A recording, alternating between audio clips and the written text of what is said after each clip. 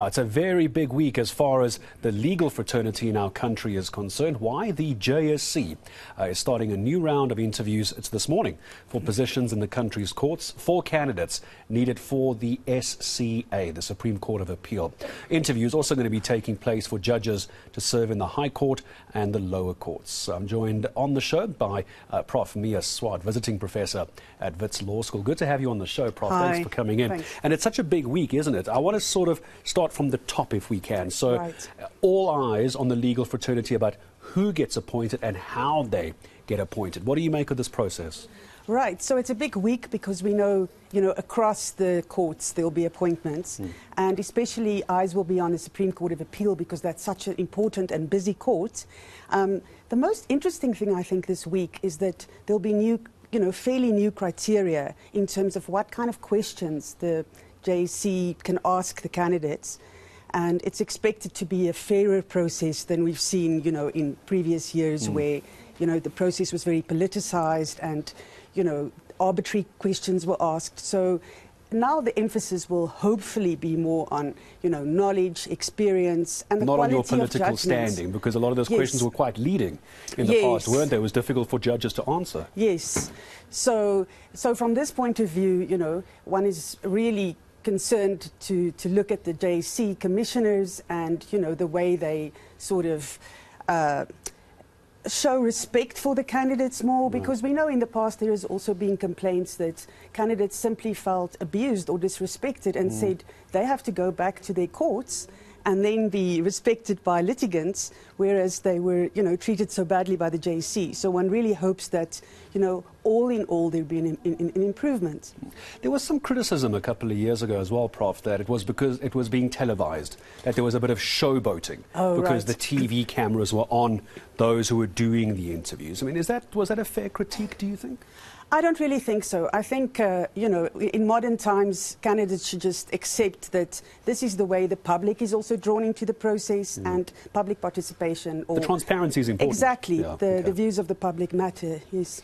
So now when you look at the past, there's been concerns we don't have enough women in, can I say the word senior judiciary? I feel like I'm phrasing that badly. Is that right? No, it's absolutely right, in senior judiciary. Yes. Is that still a concern these days? Yes. I think the fact that we haven't seen a female Chief Justice remains an issue. We know that Mandisa Maya is the Deputy Chief Justice, but I think 30 years into democracy, it's about time we have a female Chief Justice. Having said that, always someone who is competent, And then I think that's also a concern that, on a court such as the Constitutional Court, we now don't really have enough women, proportionally speaking. So I think on some courts we have a fair amount of women, such as on the Labour Court, but in terms of the senior court, such as the Constitutional Court, there's still a problem. Well, in the UK, it's very interesting that for many years, Baroness Hale was the only, Lady Justice Hale was the only, judge on the Supreme Court of the UK.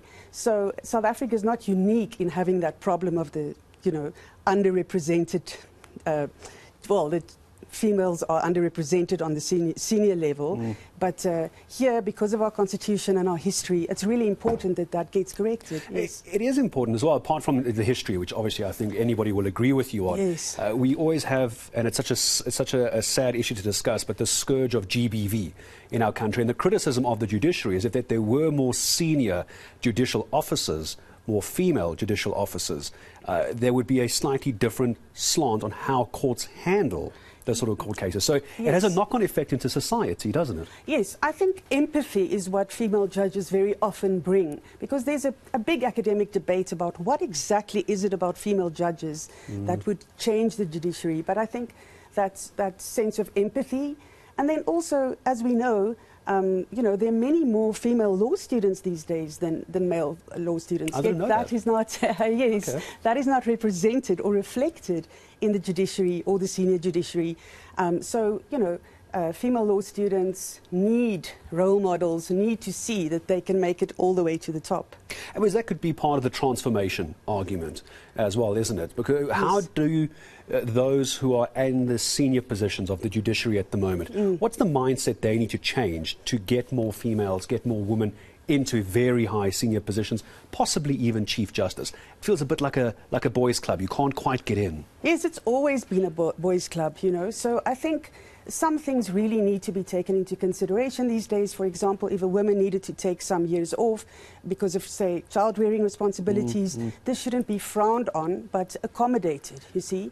And I think that some of the traditional criteria needs to be changed a little bit to provide for realities, the realities of women's lives. I'm so glad you mentioned realities, because I still want to talk transformation, slightly different though. Yes. If I ask you a candidate's commitment to transformation, why is that such an important question still in the judiciary? I have to say that very slowly. Why is it still so very important 30 years plus into our democracy? How important is it for a judge, and whether it's SCA, High Court, Labour Court, to be transformative? I think it's because transformation implies much more than skin color. It implies, you know, a mindset, an attitude, a sense of empathy, again, you know, a sense of relating to issues of poverty, being sensitive to high legal fees. I mean, it really encompasses much, and we really need to make a lot more progress on some of those issues. So it's much more than how many black judges are on a certain court. It's not about ticking a box. Yes, and one big thing that I see is happening is that the JSC is really scrutinizing claims that, say, certain white judges have about being sensitive to transformation. So if you say that you have really been boosting, say, young black advocates, then you have to show exactly what you've done. You can't just make, you know, sort of empty statements. How would the JSC need to improve through their questioning, through the appointments of these judges, the service delivery to the public? Often we find our lower courts, they're overburdened, they're understaffed, justice delayed is justice denied, that old cliche, but it's still very much true. Surely I would have thought a commission having a new round of interviews like this would try and find answers from potential judges. How do you speed up that process without negating the need for justice? Oh, right. Yes, I think that's an interesting question. I think there could be an element of creativity required of a judge, you know, to test how judges will face those kinds of challenges, even though, you know, it's very often not in a judge's hands, you know, the resources of a court or the workload. That's often something a judge cannot influence. But I think, yes, sort of getting ideas from judges also to see how they might perform, should they be elevated, and should they end up on a committee, you know, that has the power to decide on those issues. For example, judicial salaries, contentious questions at the moment, such as whether a judge that has been impeached should continue to receive his or her salary. You took my next question away. As you said, no, it's fine, but I'm glad. Go with your line of thought, because what is the thought on that? Because I was about to say, because that is going to be one of the big questions. Impeached judge still getting paid. Your view? Yes, well, you might have seen in the Sunday Times there's a whole debate about whether the public protector that's been impeached, whether she should continue to receive her pension. Correct. So I think that, you know, impeachment is a very serious disciplinary mechanism. So there is no way, you know, you can continue to have the person receive their normal pension. I think this should be out of the question. That is where the punishment lies, and that is what should be felt by that particular judge. Prof, as I say goodbye to you, it's obviously fascinating for those in the legal fraternity to watch this. I'm sure you're going to be glued to your screens. For those who aren't as legal savvy, as a country, as a layperson, why are these important? Why should somebody watching at home right now be paying attention to this? Right, because I think that, you know, everyone is affected by the law, by judgments, by who is on the judiciary.